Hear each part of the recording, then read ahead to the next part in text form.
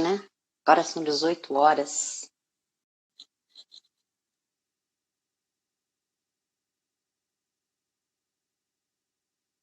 Vamos lá, nossa conexão.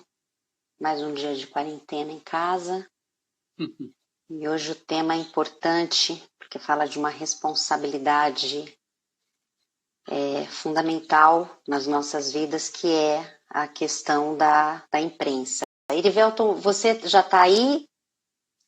Eu estou, a minha imagem está aparecendo travada aqui na minha tela. Não sei se está aparecendo para você aí. Aqui para mim também está travado. Deixa eu Está sair e travado. tentar de novo. Tá bom. Vamos ver. Mandem as faculdades de onde vocês estão, se vocês estão no mercado de trabalho. Manassés Sato, de Curitiba, nosso delegado que manda prender e soltar. Muito bem-vindo, Manassés. Cruzeiro do Sul, presente. Vamos lá. O El, muito bem-vindo, El. Muito bem-vinda. Universidade Metodista. Marília, você está me ouvindo agora? Eu estou te ouvindo. Pois eu não sei o que acontece. Isso já houve aí. Eu fiz uma live esses dias com a coordenadora do PROCON aqui, fiz com ela no escuro mesmo.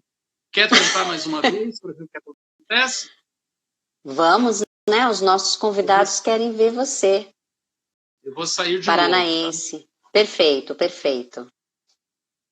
Vamos lá, enquanto isso eu vou dando boa noite para vocês. Metodista presente, Cruzeiro do Sul eu já falei.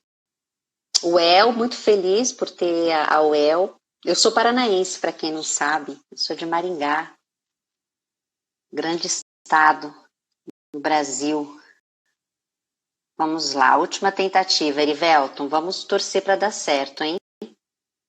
Lucas, jornalismo da Cruzeiro do Sul, Aloísio. Ah, muito bom, agora sim. Muito boa noite. Estamos aí iniciando mais uma live do Conselho Regional de Profissionais de Relações Públicas. O nosso objetivo é trazer profissionais e instituições que agreguem valor ao trabalho da comunicação, né, das relações públicas, da comunicação. Erivelton, muito boa noite, seja muito bem-vindo à nossa live. Eu que agradeço, Marília. Eu até acho que enfim, eu recebi esse convite. Só para vocês saberem, a minha relação com o Correp começou no ano passado, quando eu fiz uma entrevista, e o Manassés foi uma das pessoas que intermediou a entrevista, e acabamos trocando alguns telefonemas depois. E chegou a você também, né? Sim. E estamos aqui agora para conversar um pouquinho, não sei nem se é para ensinar, mas eu acho que é mais para debater, para a gente colocar um pouquinho aí de luz nesse assunto da responsabilidade que a imprensa tem, que o jornalismo tem, nessa questão da pandemia. Vamos tentar debater isso. E, mais uma vez, muito obrigado pelo convite. Obrigada a você.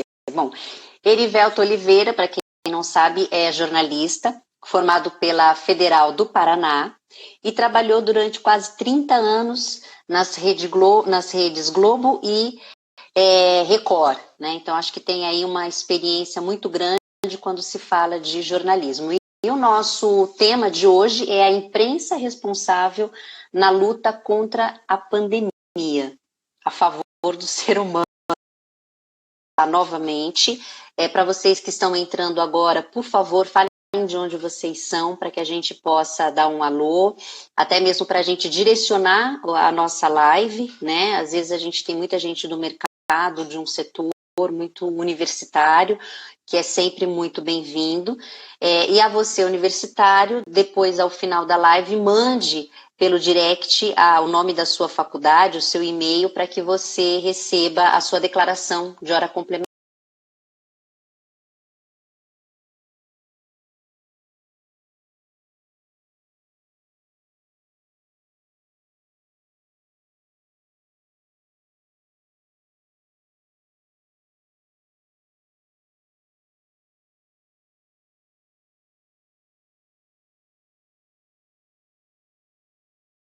Gosto de responder perguntas, mas não sou de ficar desenvolvendo muitas ideias. Eu gosto de desenvolver ideias a partir de perguntas e questionamentos.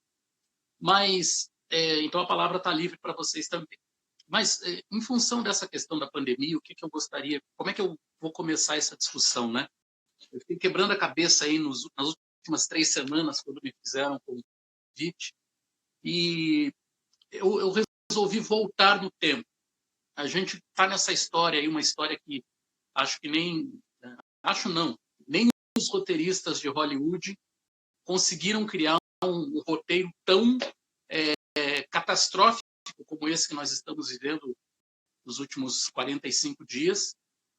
Até tem uma ou outra citação num ou no outro filme, mas não tudo que nós estamos vivendo nesse momento. E nós não sabemos ainda como é que essa história vai terminar. Então, o que é essa história de coronavírus, de Covid-19? Né? Quando começou isso? Os primeiros informações que nós temos disso, usando, evidentemente, as informações que a gente tem do Google e que é a nossa fonte de pesquisa hoje. Né? Que adoeciam muito rápido e começaram a morrer pessoas na China em dezembro. Nós estamos em abril de 2020, né? Isso em dezembro de 2019. Em janeiro, falou-se muito pouco sobre isso. A OMS, fiz até umas anotações aqui, a OMS começou a tomar conhecimento disso em janeiro. Os primeiros casos fora da China também começaram a surgir em janeiro. Nos Estados Unidos, bem no finalzinho do mês. Em outros países da Ásia também, essa doença começou a nem dá para dizer para se multiplicar, mas começou a aparecer um caso aqui e outro caso ali. Né? Em fevereiro, nós tivemos, no dia 26 de fevereiro, para a gente dar uma avançada, nós tivemos o primeiro caso de Covid-19 confirmado no Brasil. Então, o primeiro caso de morte, o primeiro caso confirmado da doença no Brasil. E no dia 17 de março, nós tivemos a primeira morte confirmada no Brasil. Então, nós estamos aí com uma história que começou com a primeira morte, possivelmente em dezembro, na China. Hoje nós já estamos aí com... Eu até não peguei hoje o último boletim de mortes, mas nós temos, só para falar de Brasil, em torno de 5.500 pessoas mortas por essa doença. Sim. E nós temos 45 dias desde que essa doença começou a aparecer. E a imprensa? Bom, a imprensa, em dezembro, essas notícias de Wuhan, elas surgiram em alguns sites de notícia internacional, uma notinha de rodapé de jornal, ou matérias um pouco maiores em sites médicos ou sites de governos, comentando que era uma febre, que era bom tomar cuidado e tal. A mesma coisa em janeiro, quando a OMS entrou, já ganhou uma reportagem, cobertura nas páginas internacionais de jornal. A pandemia começou a aumentar. E só em março que a OMS decidiu que a Covid-19, a infecção pelo coronavírus, era uma pandemia. E aí sim que nós tivemos todas as medidas tomadas. Né? Aqui no Brasil, nós entramos nesse regime de quarentena ou no dia 16 ou no dia 17 de março, dependendo das cidades. Aqui em Curitiba, especificamente, começou no dia 17 de março. Sim. Eu lembro que eu estava trabalhando ainda no dia 17, nós trabalhamos às segundas, terças e quartas de manhã, e na quinta também estava trabalhando, quando foi divulgado que nós não teríamos nosso trabalho a partir daquele momento, não teríamos mais sessões presenciais na Câmara, e passaríamos a ter sessões apenas via internet, né? Como nós estamos usando o Zoom, como muita gente está usando. E, a partir daí, nós começamos a ter alguns movimentos da imprensa propriamente dita. No dia 23 de março, não sei se vocês se lembram, se vocês acompanharam, nós tivemos as capas dos jornais brasileiros com a mesma capa, os jornais brasileiros com a mesma capa, com a manchete "Juntos, vamos derrotar o vírus", no dia 23 de março. No dia 19 de março, essa mesma ideia já tinha sido usada na Argentina. Eles fizeram uma capa parecida, paremos o vírus juntos, no dia 19. Né? Aqui no Paraná nós tivemos também, em outros estados, eu já não sei se foi no Brasil inteiro, mas nós tivemos uma espécie de união de redes de TV. Então, pessoal dizendo vamos ficar em casa, vamos combater o vírus e tudo mais. Bom, por que eu estou falando tudo isso? Porque a partir de determinado ponto a pandemia começou a chamar a atenção da imprensa. E a partir daí virou o principal assunto da imprensa. E por quê? Porque era uma coisa longínqua em dezembro, uma coisa longínqua em janeiro, começou a se aproximar em fevereiro e em março chegou com tudo, né? Então nós temos aí menos de 2 meses da primeira morte, 1 mês e meio da primeira morte, e já estamos com 5.500 pessoas morrendo. E a partir daí, o que os jornalistas fizeram? O que a imprensa fez de uma maneira geral? Começou a buscar informações em outros países do que já tinha acontecido. Nós aqui no Brasil nós estamos atrás praticamente de todos os outros países, com exceção da África, que tem uma situação que a gente não sabe exatamente o que acontece lá, não sabemos se lá o vírus não chegou, ou se chegou e está matando e a gente não tem informação, ou se ainda vai chegar com tudo. Nós não temos essas informações muito precisas. Na África e na Coreia do Norte, a gente não sabe muito bem o que acontece. Mas aí a imprensa começou nessa campanha do fique em casa, é fundamental ficar em casa, começou com as campanhas de é preciso usar álcool em gel, é preciso usar máscara, e a gente começou a ter toda esse volume, esse dilúvio de notícias. Só que hoje a imprensa não tem o monopólio da informação, né? O monopólio da informação, a gente pode dizer aí que começou a sair das mãos da imprensa ali por volta de 2010, talvez até um pouco antes, quando veio o Orkut, né, a rede social que começou a dar voz às pessoas individualmente. Antigamente a gente tinha o e-mail, tinha a carta do leitor, onde as pessoas se manifestavam, mas não era uma coisa imediata. Falar, a dar opinião, a postar coisas, a discutir coisas, até que a gente teve aí, a partir principalmente de 2015 para cá, a explosão de redes sociais, a explosão de comentários, de comentaristas e tudo mais. Então, o que aconteceu? Hoje a gente tem a imprensa, digamos, eu não vou dizer imprensa séria ou imprensa oficial, mas a imprensa como a gente conhece, os grandes veículos de comunicação, Globo, UOL, Band, CNN, enfim, tentando explicar as coisas de uma maneira, eu não diria oficial, mas hoje, infelizmente, nós temos no mundo algumas pessoas, e no Brasil principalmente, eu vi esses dias que em torno de 15% da população, 17% da população, que acredita que a Terra é plana, né? Acredita em um grau menor ou maior que a Terra é plana. Então aí as coisas começam a ficar realmente complicadas, porque essas pessoas não acreditam ainda. Nós temos hoje aqui em Curitiba, em São Paulo, no Rio de Janeiro, nós temos hoje ainda pessoas que não acreditam que o coronavírus é tudo isso e que a Covid-19 é tudo isso. Nós estamos tendo aí 2 semanas atrás, a gente viu imagens de Guayaquil, as pessoas morrendo na rua, caixões na rua, eles enterrando pessoas em valas na Itália, e isso não vai chegar aqui. Já chegou aqui. Quem viu ontem as imagens do Amazonas, caixões sendo cobertos de 5 em 5, de 10 em 10 na mesma cova. Em São Paulo, hoje, nós tivemos 200 mortes no estado, quer dizer, um número absurdo de mortes só pelo coronavírus.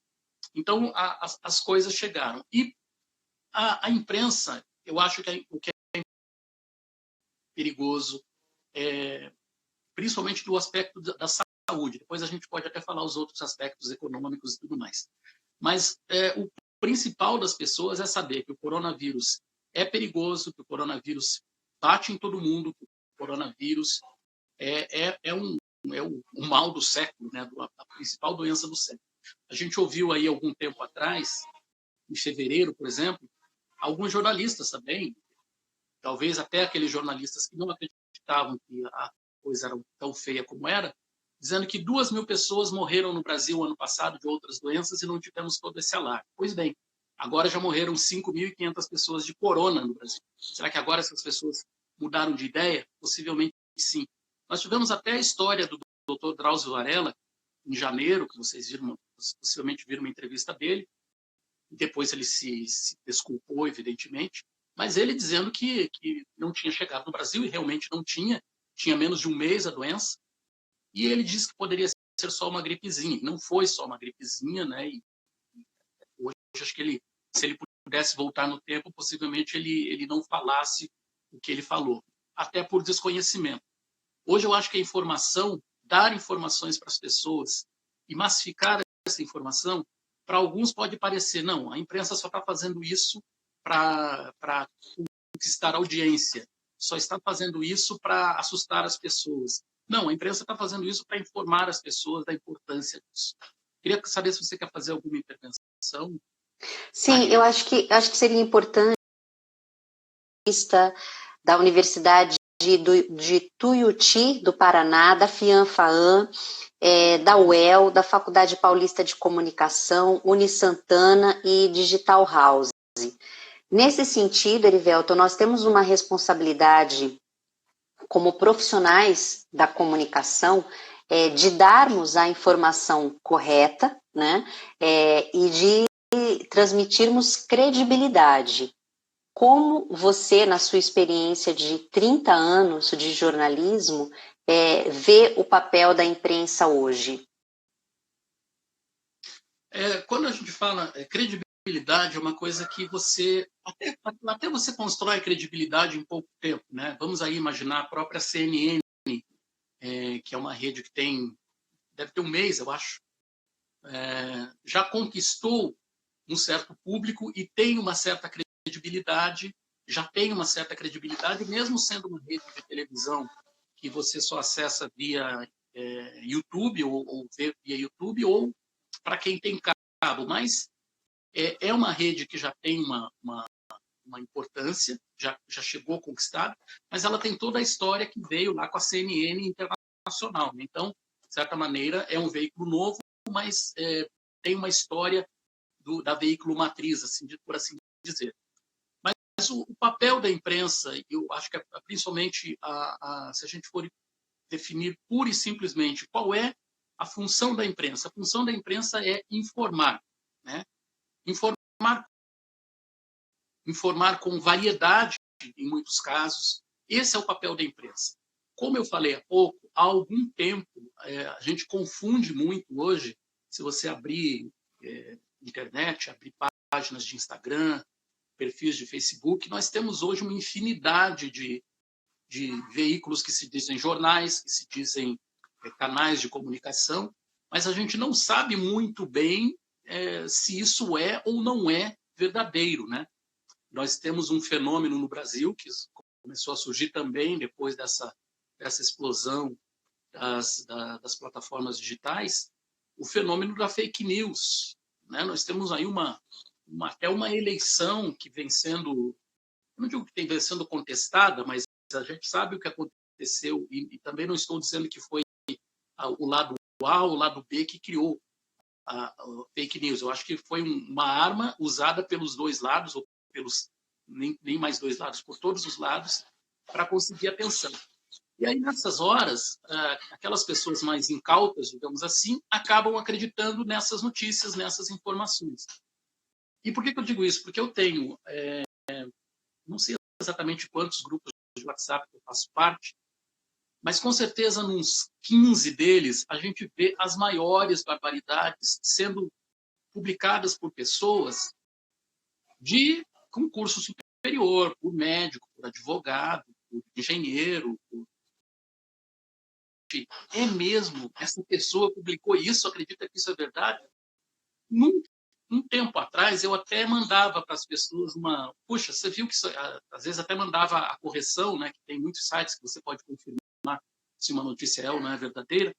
Eu até mandava uma resposta para as pessoas, mas hoje em dia, se eu for fazer isso, eu vou passar o dia desmentindo ou corrigindo as pessoas. Então, eu acho que quando a gente se informa também, nós temos que nos informar ainda como a gente tem muitos estudantes de jornalismo, de RP, de PP aí, é óbvio que a gente, como profissionais, você vai buscar informação em todos os lugares, né? Eu vejo principalmente página do UOL, do G1, vejo muito YouTube, vejo as pessoas falando as coisas exatamente como elas são, né? Vejo os momentos, vejo o discurso, vejo o pronunciamento. Por quê? Porque se você vê o pronunciamento do Bolsonaro inteiro, você vai sacar, pô, o Bolsonaro disse isso, isso e aquilo. Às vezes o pronunciamento do presidente tem 5 minutos e dá 25 minutos de repercussão no Jornal Nacional. Você, às vezes, nem precisa dessa repercussão. Se você viu o depoimento do presidente, você tira as suas conclusões. Se você tem uma pessoa bem informada. Então, em função disso, eu acho que... Exatamente. Ir na fonte. Você pode ir direto na fonte hoje. Óbvio que há fontes e fontes, mas principalmente em relação a fatos, não tem muito o que você contestar. Pode ter uma versão diferente aqui, uma versão diferente ali, mas você sabe do fato. Estou vendo que tem um monte de perguntas. O seguinte, como fugir das fake news? As redes sociais são as culpadas. Como estimular o consumo de notícia de qualidade? Não sei se as redes sociais são as culpadas, porque as pessoas estão nas redes sociais, né? As pessoas estão nas redes sociais, né? A mesma coisa da gente uma reclamação que está tendo aqui em Curitiba hoje é que tem ônibus lotado circulando nos horários de pico com as pessoas sem máscara. Bom, o ônibus lotado pode até ser uma responsabilidade do município. Aqui acho que vão adotar, inclusive, os ônibus só vão poder circular com os passageiros sentados ou com 50% da capacidade do veículo. Agora, a máscara, sinceramente, você não vai obrigar as pessoas a usar máscara, você não tem como fazer isso. Tivemos ontem aqui em Araucária, município aqui da região de Curitiba, no supermercado, a atendente do supermercado foi oferecer a máscara para o cliente disse que não ia usar, agrediu o segurança do mercado, os dois brigaram, houve um tiro e a funcionária levou um tiro e morreu no supermercado por causa de uma discussão por máscara para a pessoa proteger as outras pessoas. Então, nós temos aí uma questão que é a ignorância do ser humano. Contra isso, eu acho que é por aí. Você põe no teu telefone, põe no teu note, alguns sites, inclusive hoje em dia, até a forma de você fazer as notícias, as manchetes, elas já te dão uma informação sobre o que está acontecendo. Hoje de manhã, por exemplo, a primeira notícia que eu vi hoje de manhã é que o ministro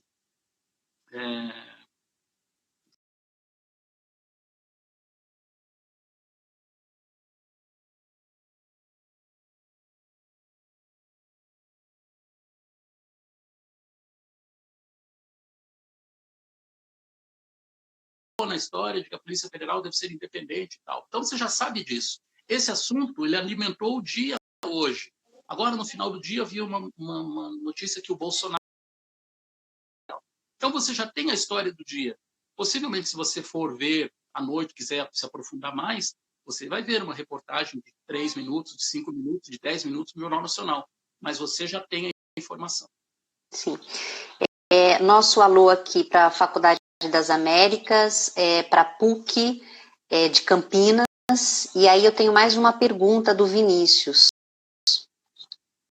Cada minuto sai uma coisa diferente da outra e você acaba ficando perdido sem saber o que acreditar e como se proteger.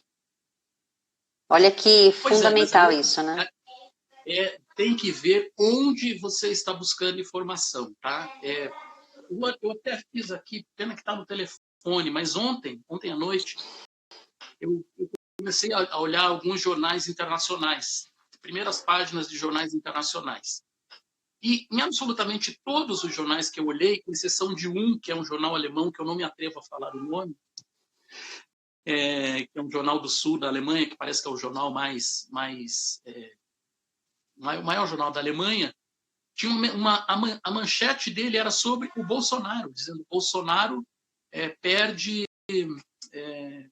está perdendo sustentação. No jornal alemão de ontem, com toda a pandemia de coronavírus, era o único jornal dos grandes, Correio de la Serra, Clarim, Washington Post, que também aqui do Brasil, todos eles tinham números do coronavírus, números de casos, números de mortes e as implicações econômicas da pandemia. Absolutamente todos eles.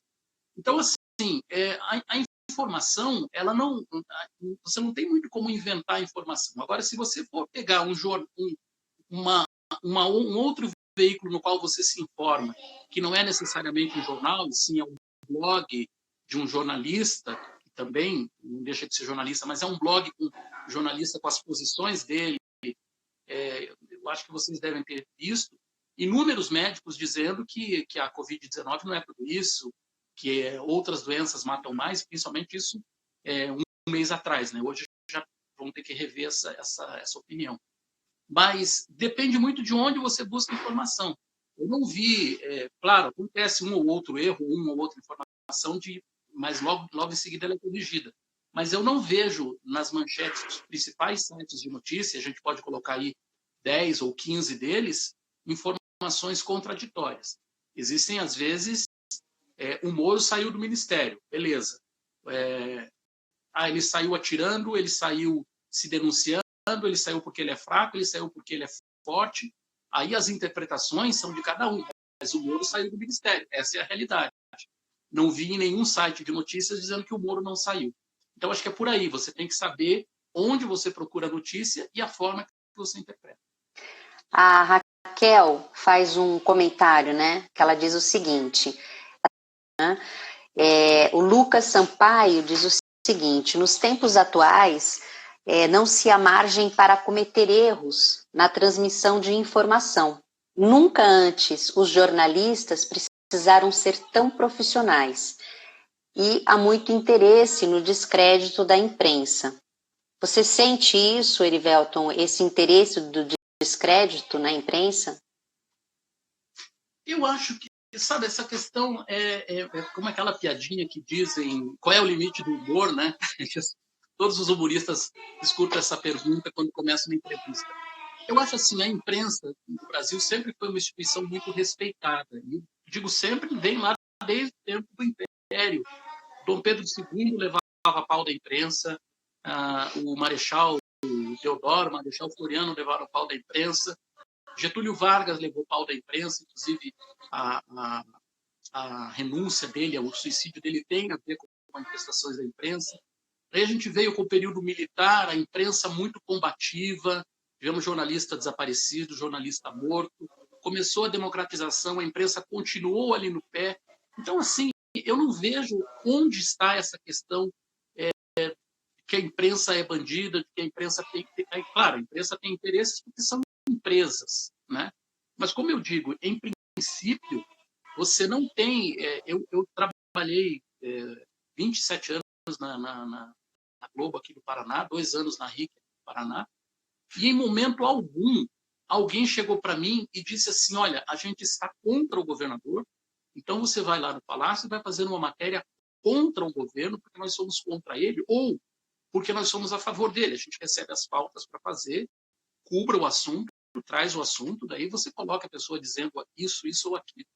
Mas eu estou dizendo isso com uma clareza muito nítida.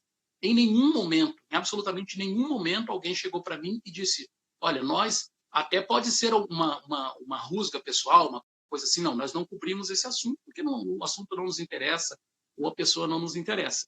Mas nunca sair com uma pauta dirigida para ofender uma pessoa ou para levantar a bola de alguém com o objetivo de beneficiar uma empresa. Então, assim, vamos combater o vírus, vamos lutar por isso, vamos manter as pessoas em casa, vamos mostrar o que está acontecendo no Brasil e no mundo. Eu acho que depois dessa pandemia, qualquer avaliação que você tiver da imprensa vai ser mais alta. Bom, é o depoimento de quem teve aí quase 3 décadas de experiência na Rede Globo. Vamos lá, o José Nascimento diz o seguinte, a gente já falou sobre isso, mas acho que é importante ressaltar. Como educar as pessoas para o consumo de notícias de qualidade? E ainda, separar o joio do trigo. É bem complicado, né? Não compartilhar nas redes ou nos apps sem verificar.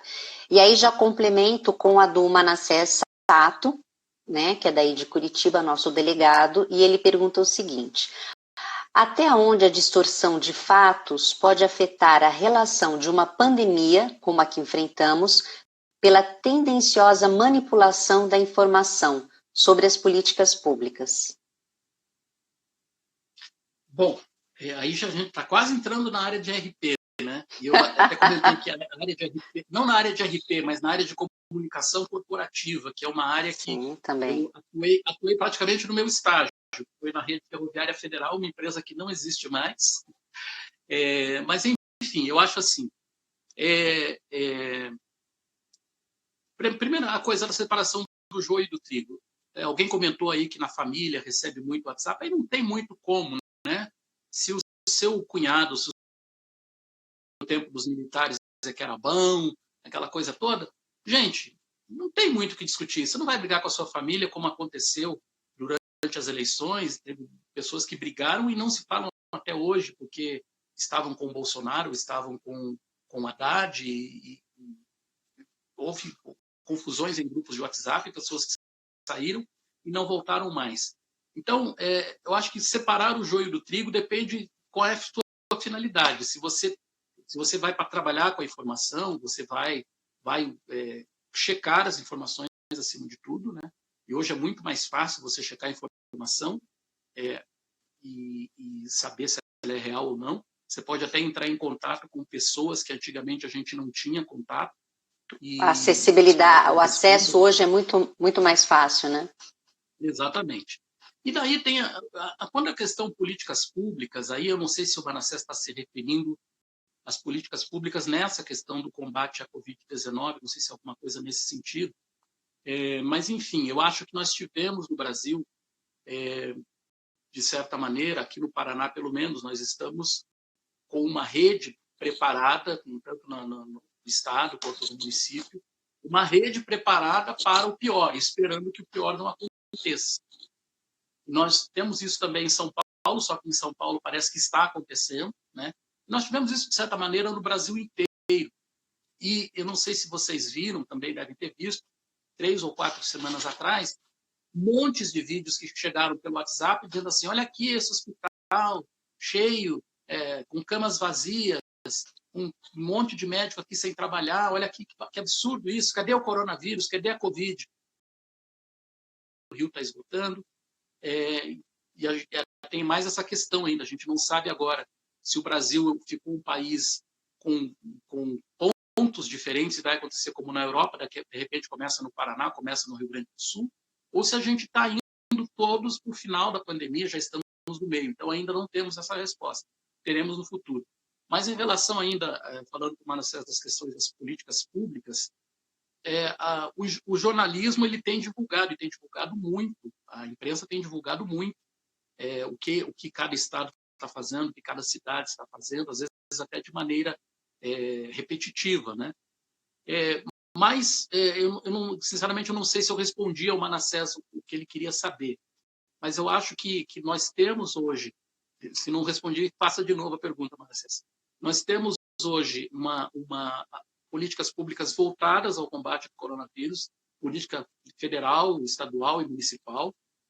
A nacional, a gente sabe que tem um conflito, porque o presidente da República é uma pessoa em conflito, ele não está vivendo um problema, enfim, mas isso é com ele, né? E independentemente dele, o Ministério está fazendo as ações, está comprando respiradores, está trabalhando. Enfim, algumas coisas você não pode esperar que alguém faça por você, você tem que ir lá e fazer. Então, eu acho que é isso que está acontecendo. E tem outro aspecto, a gente já está com mais de meia hora de conversa e não começamos nem 10% ainda dos assuntos.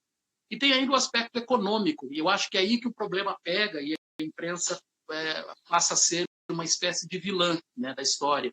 Não digo que ela seja, mas ela passa a ser porque ela noticia, que é a história do confinamento social. Você tem que ficar em casa, você não pode trabalhar e tal, e tal, e tal, e tal, e tal, tem que ficar em casa. E aí a pessoa que tem um trabalho e depende daquele trabalho no dia para ganhar dinheiro, diz, tá, eu vou ficar em casa, e aí quem é que vai pagar minhas contas? É a Rede Globo? É a Record? É a Band que vai pagar minhas contas se eu ficar em casa? Então, assim, as pessoas ficam brigando com o jornalismo ou com a informação em função do problema que ela está tendo.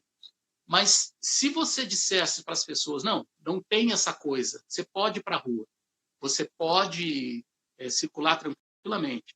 As pessoas vão para a rua, nós teríamos aqui no Brasil talvez um genocídio, um massacre, né?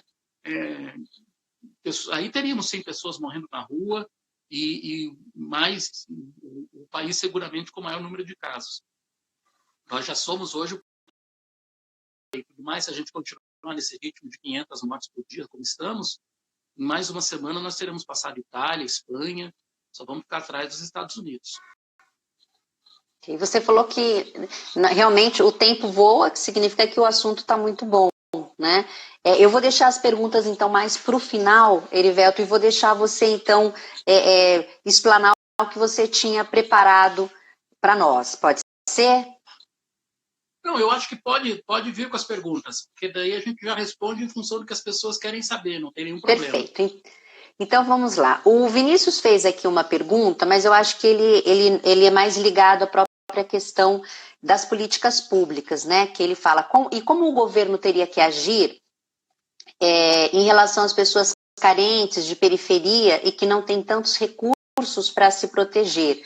Realmente, é uma ação do próprio governo.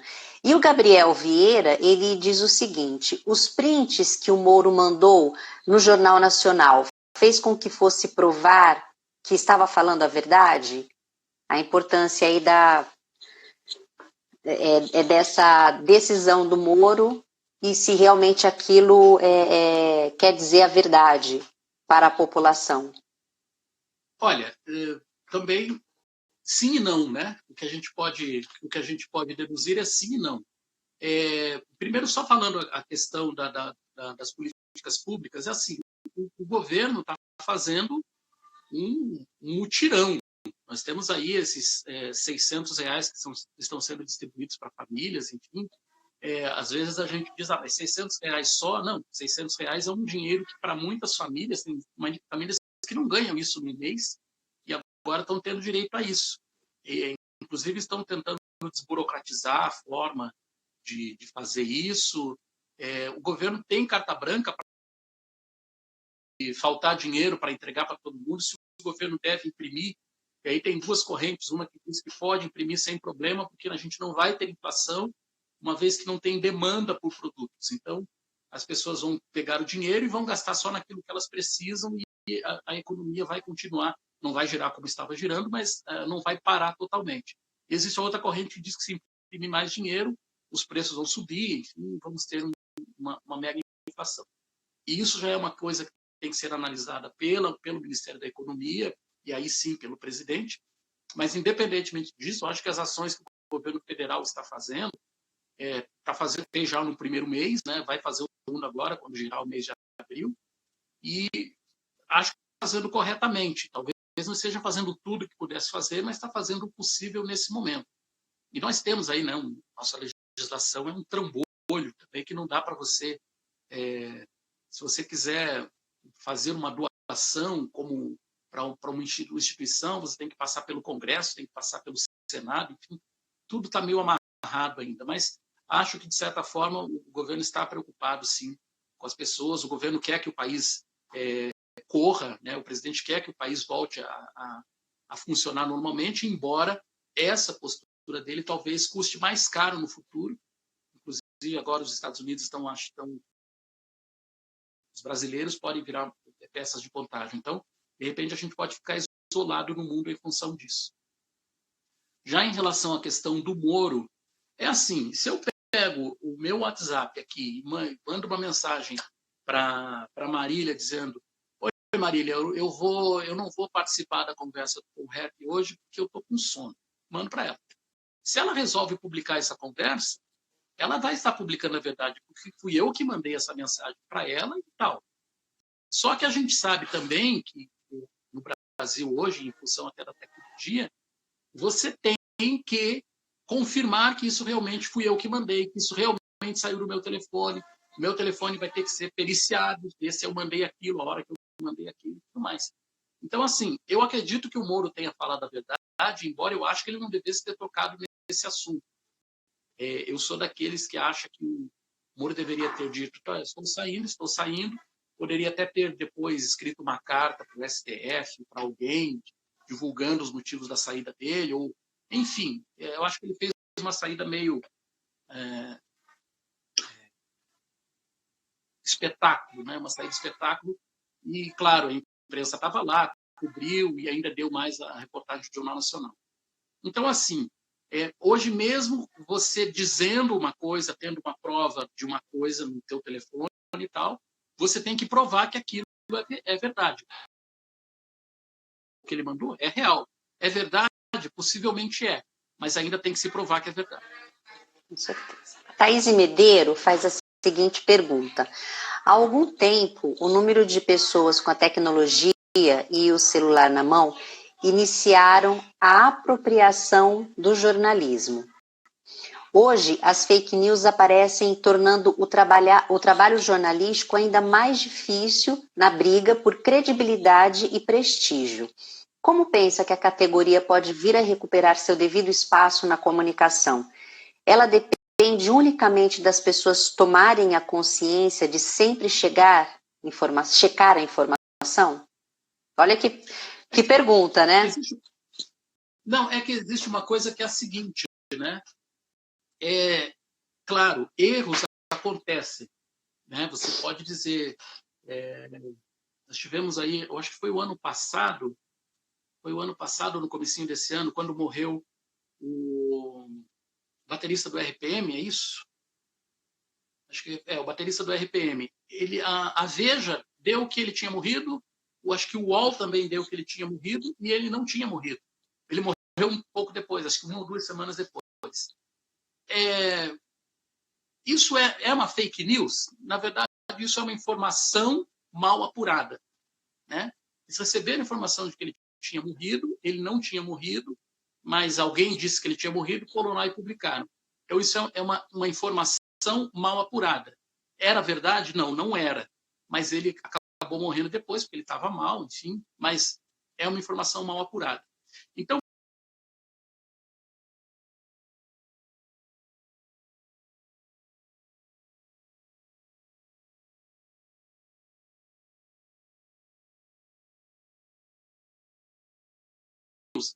eles podem até publicar notícias com interpretações diferentes daquilo que você acha. Eles podem até interpretar um fato, mas não publicar exatamente fake news. Vamos pegar o exemplo aí da Operação Lava Jato, né? No depoimento, fulano de tal disse tal coisa, daí colocava a frase do fulano de tal dizendo tal coisa. Não tinha nada fake ali. O que pode ter é a influência do jornalista ou da linha editorial de pegar o trecho A ou o trecho B ou o trecho C do que a pessoa disse. Então, a fake news, ela não nasce nas redações, ela não nasce nas redações, digamos, dos grandes veículos de comunicação. Fake news nasce exatamente, isso aí é até uma matéria no Fantástico, uns 2 anos atrás, mostrando que existem verdadeiras estruturas de imprensa em bunkers para fazer isso, para criar notícias falsas. Aí sim, aí você está criando um produto falso. Mas ainda assim, um produto falso, quando ele não é criado, normalmente não é criado ao longo do tempo, para você contar uma história ao longo do tempo, ele é criado exatamente por gente interessada que essa notícia se espalhe. E como nós temos hoje muitos digital influencers, muita gente com seguidores, né, os terraplanistas e tal, eles vão colocando essa informação aí, e essas pessoas que como eu falei, que 15% ou 17% de terraplanistas, isso nós temos aí, nós temos que tomar cuidado quando recebemos notícias. O nosso alô para a Faculdade Paulista e para a Faculdade das Américas. A Beatriz Paganini faz a seguinte pergunta. Erivelto, considerando a imprensa formadora de opinião e direcionadora do comportamento da massa, cabe também a ela, de alguma forma, desamedrontar o público, dando foco também às boas notícias? Em caso positivo, de que forma, tendo em vista que durante uma pandemia a pauta majoritária é a evolução da doença? A Beatriz é de Campinas. Então, Beatriz, você está me fazendo a pergunta e já me dando a resposta. É uma coisa engraçada. Se você for ver Vamos pegar... Ontem eu vi o Jornal Nacional, faz muito tempo que eu não assisti, até assisti para ver, para conversar com vocês, vi alguns jornais ontem para ver se tinha mudado alguma coisa e, na verdade, não mudou. Né? O assunto principal, evidentemente. Né? Vamos dividir o jornal em partes. Então, a gente teve um Jornal Nacional ontem, sei lá, 40% do tempo dedicados à pandemia no mundo, pessoas que morreram, dificuldade no hospital e tal, e tal, e tal. Uns 30% para o Bolsonaro, a briga do Bolsonaro com a Globo. Aí a gente sabe que tem realmente uma trinca, mas se a gente for pensar, não há, não vi a Globo dar fake news dizendo que o Bolsonaro roubou, o Bolsonaro matou. Simplesmente coloca o que o Bolsonaro diz e contrapõe, né, da maneira que a Globo costuma fazer em alguns casos assim. Mas vamos imaginar que a gente teve aí 40% para o coronavírus, 30% para o Bolsonaro, mais uns 10% de outros assuntos, e teve uma ou outra matéria bacaninha. A gente teve, por exemplo, pessoas falando que eu sou produtor rural, eu produzo ovos, eu tenho que vender, que senão a minha família passa necessidades, eu acho que a doença está aí, mas nós temos que vencer, e tal, e tal, e tal, e tal. Mas eu pergunto, se depois que terminar o jornal, você fizer uma pergunta para a pessoa, o que você viu no jornal, as pessoas vão dizer, só falaram do coronavírus, só falaram que o coronavírus está matando. Então, a própria memória da gente nos trai. Né? Se você pega a primeira página dos sites hoje, é óbvio que abre com as 4, 5, 6 primeiras manchetes são sobre o coronavírus. O restante vai ser outros assuntos. Teve o Big Brother aí, o Big Brother teve 1 bilhão e 500 milhões de votos num dia. Quer dizer, as pessoas não estão paradas, o mundo não está parado no coronavírus. Continuam adoecendo, continuam morrendo de outras doenças, alguns continuam se casando, continuam se separando. A vida das pessoas continua paralelo a isso. Então, assim, eu vejo, inclusive tem alguns sites aí, algumas propostas que eu já recebi. Eu criei esse site só para dar boas notícias. Quantas pessoas tem no teu site? Já tem 50 pessoas já inscritas. O site está lá uma semana, 2 semanas, um mês, 50 pessoas. As pessoas também não querem saber de boas notícias, as pessoas querem saber de notícias que as interessem. É óbvio que se você tem uma visão da pandemia, uma visão... você quer... Eu criei uma página no Facebook chamada Conexão Corona, só para dar informações do coronavírus ou alguma coisa assim, que eu não quis misturar com a minha página pessoal, até para evitar questões políticas na história. E assim, essa página está com 200 seguidores só. E eu não tenho publicado coisas todos os dias, mas um dia uma menina perguntou assim, mas por que você está colocando essas informações? De onde são essas informações? Eu falei, são as informações oficiais. Dela começou, mas o que é oficial para você? Qual é a sua verdade? Poxa, dá para a gente ficar discutindo isso, né? Eu publico lá que morreram 50 pessoas, porque morreram 50 pessoas. Quem te disse isso? Quem disse isso foi a Secretaria de Saúde, foi a OMS, foi essas informações que eu estou trabalhando com elas. Aí, sabe, a gente ficou discutindo uns 2, 3 dias até que parou a discussão. Mas as coisas são assim, você às vezes pede por boas notícias. Do Aloysio Júnior, nosso conselheiro, inclusive, ele faz a seguinte pergunta: como você enxerga a comunicação pós-pandemia? Como eu já falei um pouco sobre isso, eu acho que a imprensa vai se fortalecer. A gente teve aí nos últimos 2 ou 4 anos, a gente teve uma queda na credibilidade da imprensa, subindo um pouco a queda na credibilidade dos políticos, uma queda da credibilidade da imprensa, mas a partir do meio do ano passado, a imprensa começou a subir de novo. E eu acho que as próximas pesquisas que eles costumam fazer aí sobre credibilidade e tal, a credibilidade da imprensa vai lá para a estratosfera. E não só no Brasil, acho que vai no mundo inteiro. A gente vai aí a nível de 70%, acho que uma coisa por aí. Por quê? Porque o trabalho que a imprensa tem feito hoje é fundamental, porque é manter as pessoas informadas, fazer as pessoas cumprirem as regras, fazer as pessoas se protegerem. Aí você pode perguntar, mas por que a imprensa não faz um simpósio exemplo, isso que nós estamos fazendo aqui agora. E como nós estamos fazendo aqui agora, milhões de pessoas estão fazendo isso nesse momento, nessa mesma plataforma. Estão conversando sobre o futuro, estão colocando as opiniões próprias, estão debatendo. Então, de certa maneira, aquilo que eu falei, o monopólio da imprensa, a imprensa não tem mais o monopólio da informação, mas ela ainda é fundamental para informar bem, informar corretamente. Se a gente quiser discutir o assunto, mostrar outros aspectos, debater, talvez a gente tenha essas plataformas aqui que funcionam melhor que um debate na imprensa.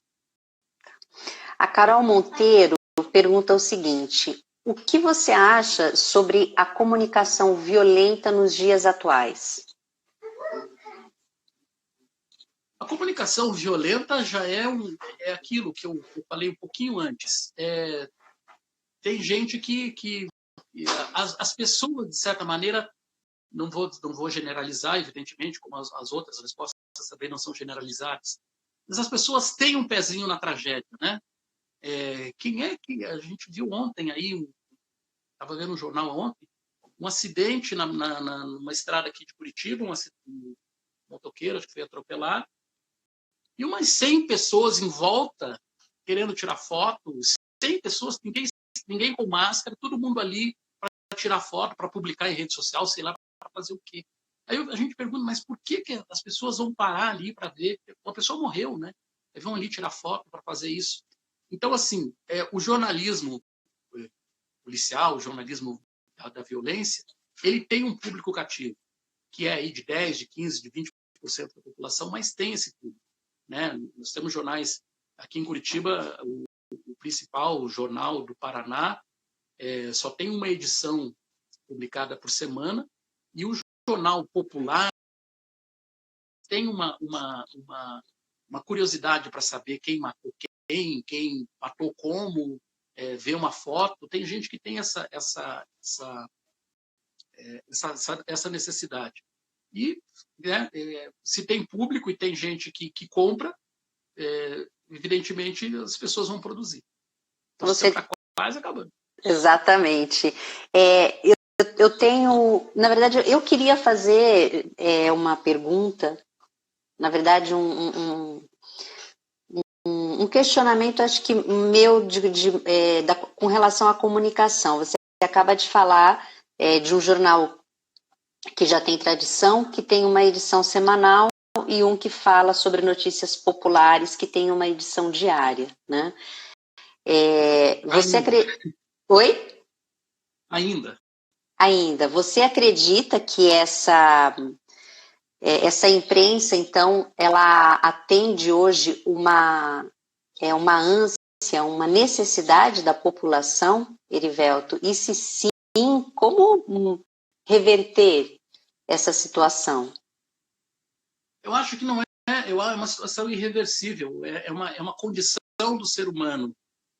Nós temos em Curitiba, por exemplo, falando em televisão, nós temos aqui o jornal da Globo, é o Paraná, não é mais Paraná TV, é Meio Dia Paraná, e temos, disputando com o Meio Dia desses 4 produtos, aí, 3 ou 4 produtos, é praticamente a mesma. E se você somar só dos policiais, dá maior do que a audiência do Meio Dia Paraná. E os programas policiais aqui, eles vão mesmo mostrar o crime, mostrar o bandido, mostra sangue em alguns casos, na hora do almoço, e tem gente vendo. Então, é uma situação da condição humana. O ser humano, infelizmente, é assim, ele quer saber, ele quer ver essas coisas. Então, por isso que, se a gente pegar agora o próprio Siqueira, né? O que é o programa do Siqueira? Que vai ao ar na Rede TV, né? O que é o programa dele? É um programa que mostra mundo cão, mostra problema e tal, e tá lá em cima a audiência dele. Começou o programa dele lá em Manaus, acho que se a memória não me falha, e hoje está fazendo sucesso no Brasil inteiro. Como é que ele faz sucesso? Porque tem público. Infelizmente. Nesse sentido, né? Felizmente. Bom, nosso tempo ele já está terminando. Eu quero lembrar que você que está participando da nossa live e é estudante, que quer a declaração de hora complementar para você. Erivelto, você quer fazer os seus comentários, a finalizar essa sua participação, é fundamental a gente falar sobre a nossa responsabilidade. Todos nós somos comunicadores, né? Eu vi que a gente tem aí uma série de perguntas ou comentários que eu não consegui ler durante a live, mas eu vou dizer para vocês, o meu perfil aqui no Instagram é Erivelto, @Erivelto com H, CWB, que é o prefixo aéreo de Curitiba. Então, @Erivelto CWB. Se alguém quiser fazer alguma pergunta, me seguir nas redes sociais também, para a gente conversar, fiquem à vontade, tá? Para a gente estender essa discussão, ainda mais que estamos em quarentena, sobra tempo para isso. Mas é fundamental o seguinte, eu acho que a imprensa é, ainda hoje, e às vezes a informação não nos serve, mas não é porque a informação não nos serve que ela não deva ser dada, né? Então não é porque você não quer que morra, que a gente tenha 500 mortes por dia no Brasil e não quer que a imprensa coloque isso. Mas a gente está com quase 500 mortes por dia no Brasil. A gente já passou de 5.500 mortes no país em função do coronavírus. Então é uma situação muito, muito grave. E quando vocês forem buscar informações, procurem primeiro nos grandes sites. É óbvio que tem um ou outro jornalista que você gosta, que você aprecia. Siga essas pessoas, mas não se deixe levar por uma única fonte. A partir do momento que você se informa com 5, 6 ou 7 fontes diferentes, principalmente nós que somos da área de comunicação, a nossa probabilidade de errar diminui bastante. Então, é isso que eu gostaria de falar. Agradecer muito o convite. Foi uma conversa, nem imaginei que fosse render tanto. Se quiser que a gente faça uma outra daqui a um tempo, depois que acabar a pandemia, né? Eu acho que sim, importantíssimo. Eu estou à disposição, tá bom? Muito bem. A gente agradece a sua participação. Erivelton, quero dizer que na próxima quarta-feira nós vamos falar sobre comunicação interna aliada no combate à desinformação, importante assunto para o público interno, né? E a nossa convidada é a Fernanda de Almeida, que é lá de Bauru, da nossa live. Um grande abraço, esperamos vocês na próxima quarta. Fiquem em casa, né? E se abasteçam de boas notícias.